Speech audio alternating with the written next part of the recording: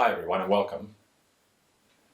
In today's video, I'd like to spend a few moments talking about the Serenity prayer in the context of the COVID-19 pandemic.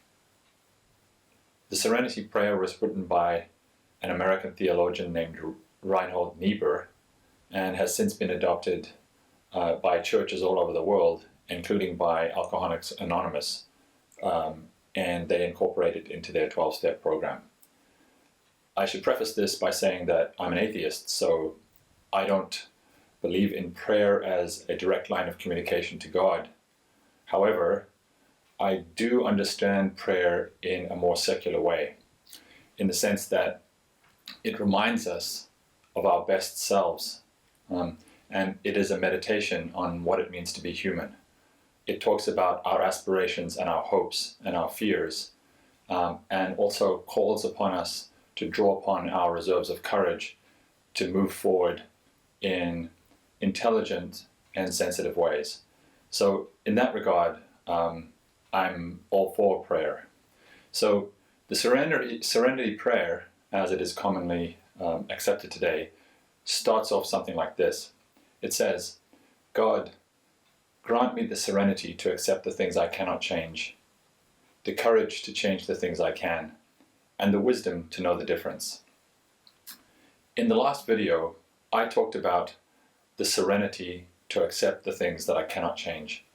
And I discussed the great solace that can be had from realizing that there are things out there in the world over which we have no control. And in properly identifying those things, we can get great peace by simply letting them unfold as they will, and not trying to change them in any way. So today's talk, I want to focus more upon the things that we can change. In its original form, the Serenity prayer began like this: "Father, give us the courage to change what must be altered, serenity to accept that which cannot be helped, and insight to know one from the other." I want to bring out two things about this original version of the Serenity prayer opening. The first is that it emphasizes courage to start off with. And the second is that it talks about things not only that can be changed, but which must be changed.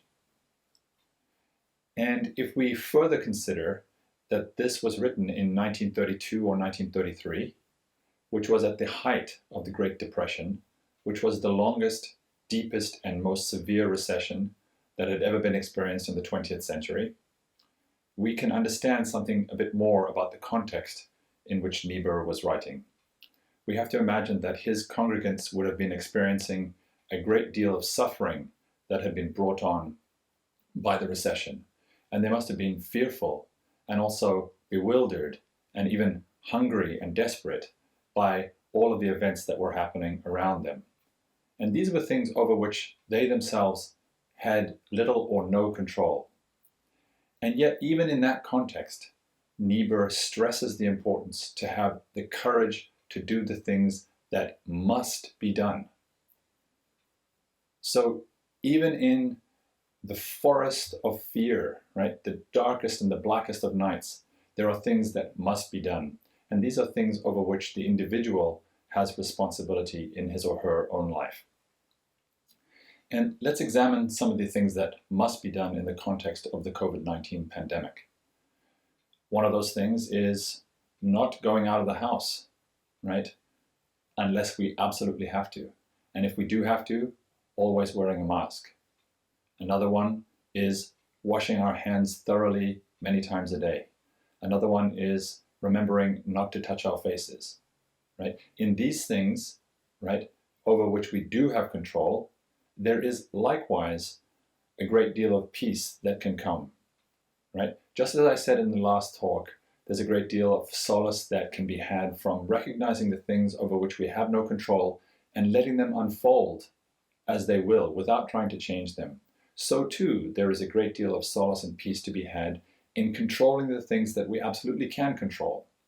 So again, the things that we can control in this context are personal and social hygiene, right? Distancing and washing are things over which we have absolute control, and therefore, if we choose to do them, we decide to do them and do them, we should be satisfied, right? So knowing that there are things that are happening outside over which we have no control, relinquishing them, right, to unfold as they will, knowing that there are things inside over which we do have control, and doing those things will give us a great deal of solace. But in addition to those things that we must control, right, there are also things that I think that we must change as we sit in our homes, right? Recognizing that we've been given a great deal more time in the sense that we no longer have to commute. And because we don't have to commute, perhaps we have an hour or two extra every day. What are we going to do with that hour or two extra? Are we going to sleep? Are we going to watch YouTube videos like this one? Are we going to watch Netflix? Are we going to play computer games? Are we going to read? Or are we going to take up a creative endeavor, right? A hobby? Or are we going to try to learn something new, like a language or an instrument, right? These are things over which we also have control, and these are things that can give us great sense of solace and meaning as we move forward in this time. What I've decided to do is to learn new skills. The first skill that I'm going to dedicate myself towards learning is creating community, and making these YouTube videos is a first step along that line. And the second skill is in service of the first. I want to learn new technologies to enable me to reach out and create that community more effectively. So just today I started learning how to use Final Cut Pro editing software and Logic Pro audio editing software to put this video together.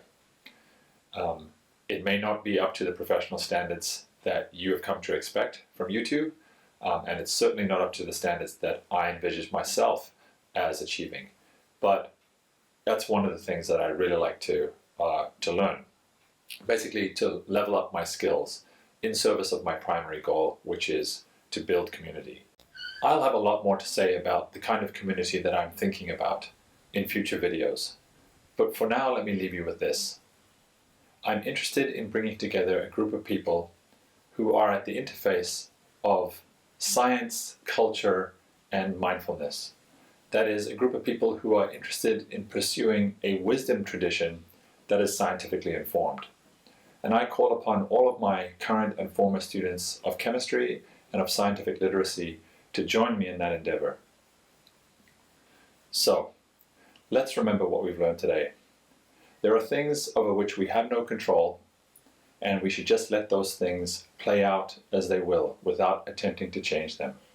And there are other things over which we absolutely do have control, and we should take care of those things, both in relinquishing control over the things we cannot change and in taking control over the things that we should change. We give ourselves a great deal of peace and serenity and well-being. That brings to a close everything that I would like to say for today. Until next time, may you be happy, healthy, and safe.